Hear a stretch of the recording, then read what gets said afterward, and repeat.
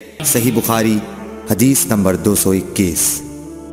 ایک دیہاتی شخص آیا اور اس نے مسجد کے ایک کونے میں پیشاب کر دیا۔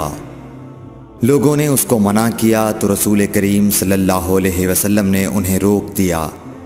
جب وہ پیشاب کر کے فارغ ہوا تو آپ نے اس کے پیشاب پر ایک ڈول پانی بہانے کا حکم دیا، چنانچہ بہا دیا گیا۔ صحیح بخاری حدیث نمبر 222۔ رسول کریم صلی اللہ علیہ وسلم کے پاس ایک بچہ لایا گیا۔ اس نے آپ کے کپڑے پر پیشاب کر دیا۔ آپ نے پانی منگایا اور اس پر بہا دیا۔ صحیح بخاری حدیث نمبر 223۔ ام قیس بنت محسن نامی ایک خاتون رسول کریم صلی اللہ علیہ وسلم کی خدمت اقدس میں اپنا چھوٹا بچہ لے کر آئیں، جو کھانا نہیں کھاتا تھا، یعنی شیر خوار تھا۔ رسول کریم صلی اللہ علیہ وسلم نے اسے اپنی گود میں بٹھا لیا۔ اس بچے نے آپ کے کپڑے پر پیشاب کر دیا۔ آپ صلی اللہ علیہ وسلم نے پانی منگا کر کپڑے پر چھڑک دیا اور اسے نہیں دھویا۔ صحیح بخاری حدیث نمبر 224۔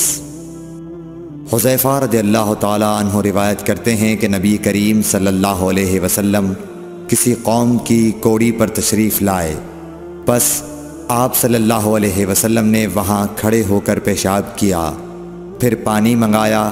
میں آپ صلی اللہ علیہ وسلم کے پاس پانی لے کر آیا تو آپ نے وضو فرمایا۔ صحیح بخاری حدیث نمبر 225۔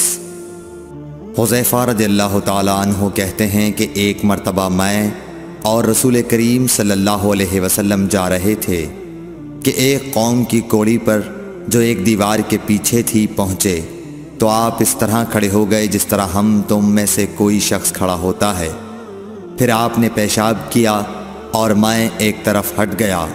تب آپ نے مجھے اشارہ کیا تو میں آپ کے پاس پردے کی غرض سے آپ کی ایڑیوں کے قریب کھڑا ہو گیا، یہاں تک کہ آپ پیشاب سے فارغ ہو گئے۔ بوقت ضرورت ایسا بھی کیا جا سکتا ہے۔